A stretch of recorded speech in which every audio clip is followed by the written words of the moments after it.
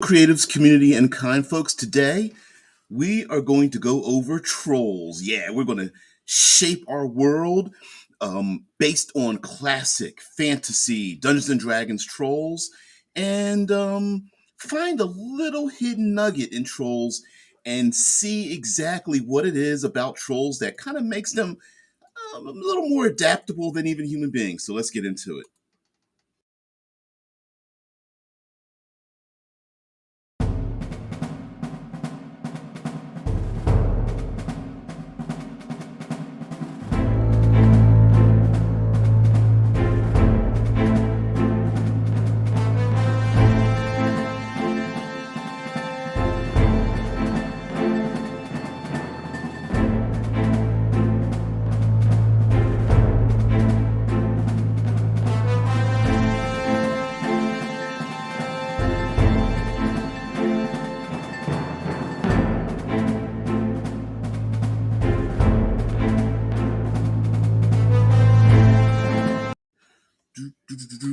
Well, thank you very much, creatives, community, and kind folks. Welcome to RPG with DBJ. Thank you very much for being here.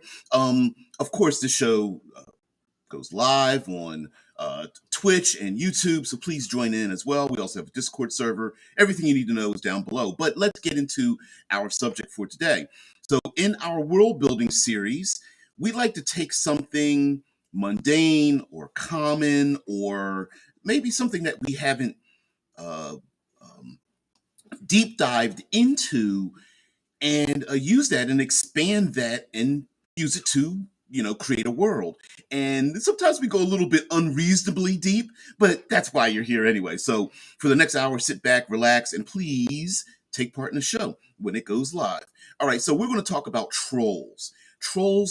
Very common, very ubiquitous in many ways in our classic Dungeons and Dragons and fantasy, and they kind of fit in general. They kind of fit this, like their mutagenic nature. They really are able to slip into a lot of our classic regions because um, trolls just fit the role, right? I mean, they're giant size, but they're not quite giants. They're monstrous enough to let us murder kill them without feeling too guilty about it. They are mutant like, so they fit really well side by side with a lot of our favorites like oozes and shape changers and even um, alchemical experiments. They really fit well in the underdark and subterranean realms, as well as deep swamps, maybe even mountainous areas. And of course, over time, from the very inception of Dungeons and Dragons, we've seen lots of altered trolls, Arctic trolls, desert trolls, deep sea trolls, those that are adapted to different regions. And again, they fit in perfectly well. And of course, we all know about the uh, the the main thing that makes trolls a bit unique amongst the other monstrous giant sized humanoids, right? They regenerate. And we know that that regeneration is limited by using acid or fire that prevents them from regenerating.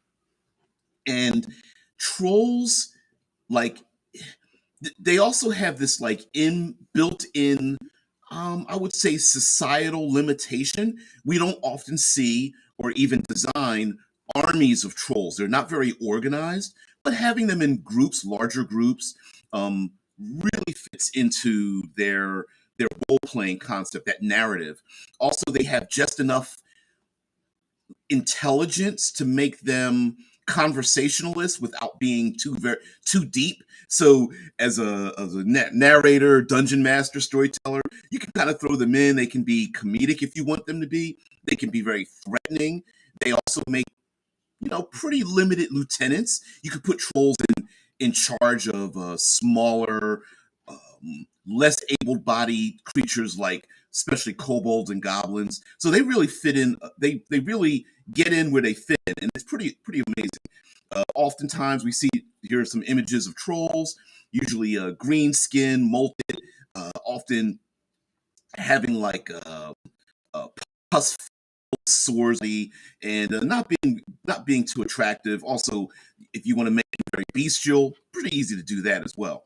Now, yep, and like Mike says, the Out of the Box Encounters book, yep, Beasts of Bellard is a troll story about mutations, and this I think is where we can really start to build our world. So again, since we're going to world build with trolls, things somehow, some way, made trolls dominate our world in whatever manner, whether that domination is through breeding or through machinations or of like political or social machinations or maybe even all out war. But what I'm thinking is the one the one benefit that humanity has always had amongst all role playing games, and I don't even mean fantasy role playing games, but across the board, whether there's far future and alien civilizations, if humans and humanity exist in it, we tend to be the most adaptable. And of course, we're taking that from our real world experiences. We live in all corners of the earth, in some of the harshest most distant locations and climates, and we live there. But I think the troll kind of beats us on that fact. So let me call up, let me go to